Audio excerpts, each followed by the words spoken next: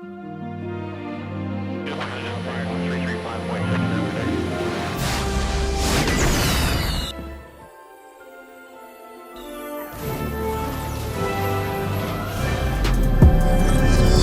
up, guys? It's your boy, Benny. Indiana Jones and the Dial of Dysentery is a flop, but you already knew that.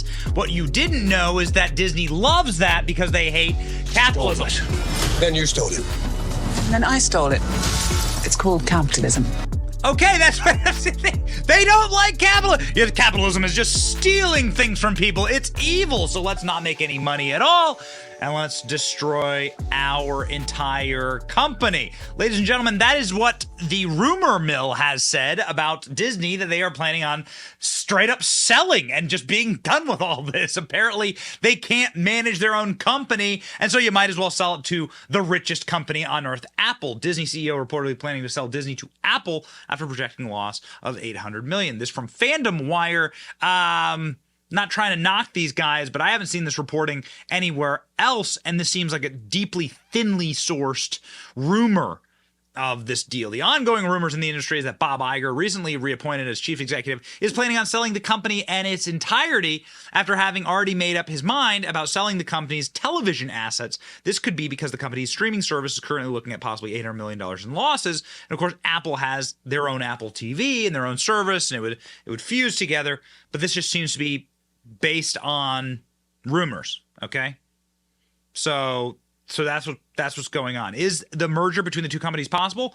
There is some potential drawbacks to the Disney-Apple merger. First, the deal would raise concerns about the antitrust regulations. The combined company would have significant amount of market power. Oh yeah, it'd be the greatest monopoly in the history of the world. Disney's already a monopoly. They own every piece of IP that I could get their hands on because of Bobby Iger, and also Apple is a monopoly. Clearly. The article goes on to say that Disney might face regulators and bad regulation if they were to merge with Apple. I think this is clickbait. I don't like this. Just seems to be completely and totally based upon rumor. But what the article does cite is true, that Disney is selling off huge chunks of its company. In fact, parts of its company that have been like iconic, like the ABC and ESPN brands. They have like ESPN land, right? In Disney World. ESPN will be selling its TV assets, Bob Iger says, because it's not core to the company. They're planning on selling ABC, and they're planning on selling ESPN, potentially.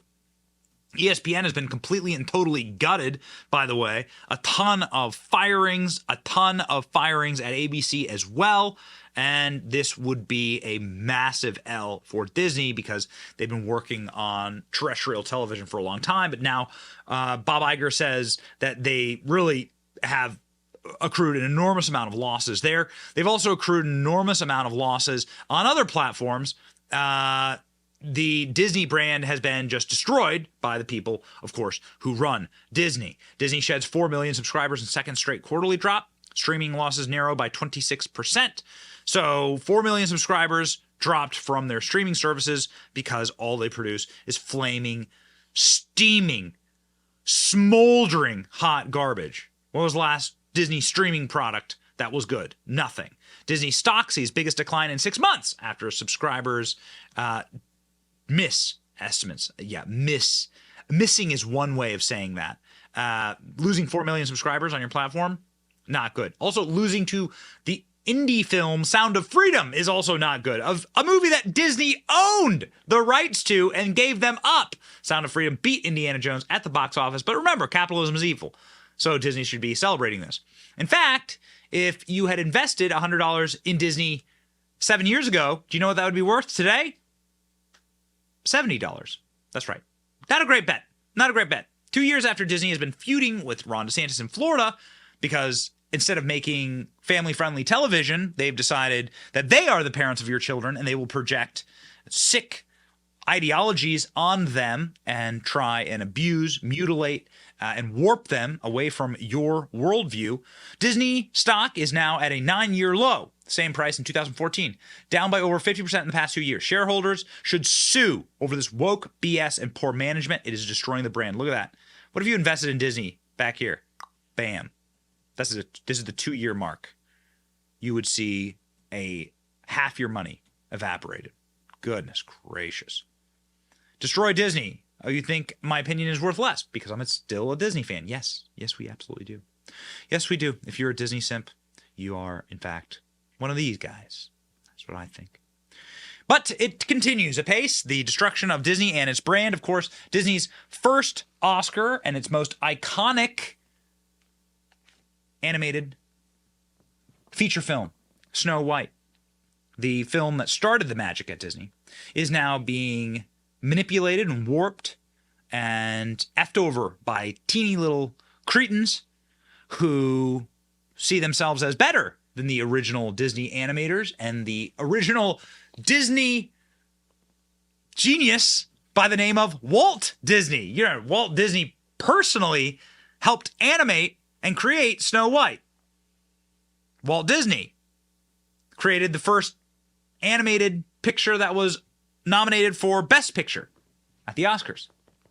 This is what the new woke, diverse, modern Snow White has to say about 1937's iconic Snow White. Listen. You said you were bringing a modern edge to it on stage. What do you mean by that? I just mean that it's no longer 1937, and we absolutely wrote a Snow White that is not going to be saved by the prince. She's not going to be saved by the prince, and she's not going to be dreaming about true love. She's dreaming about becoming the leader she knows she can be, and the leader that her late father told her that she could be if she was fearless, fair, brave, and true. And so it's just a really incredible story for, I think, young people everywhere to see themselves in. Snow White is running for president. I'm launching my campaign.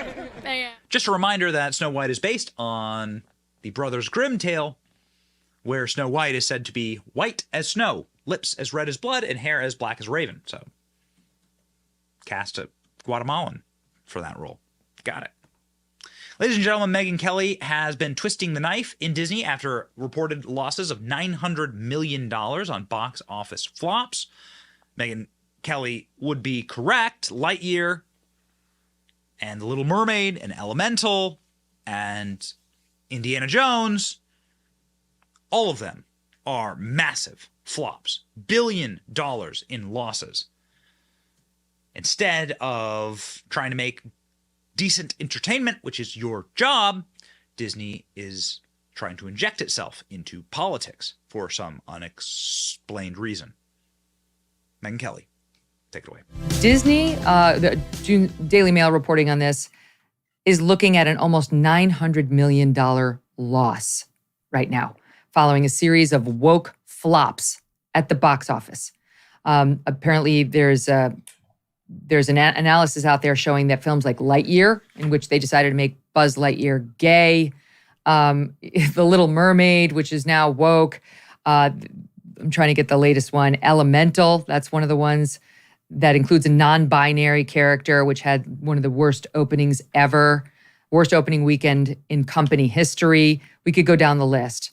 The people are not buying this content. They don't want this content. And slowly but surely, you have, we almost covered this story yesterday. Netflix, which right after George Floyd created some group that was going to add little addendums onto its movies, like Gone with the Wind is racist. And we sort of contextualize all these old films as like, that's a Me Tooer.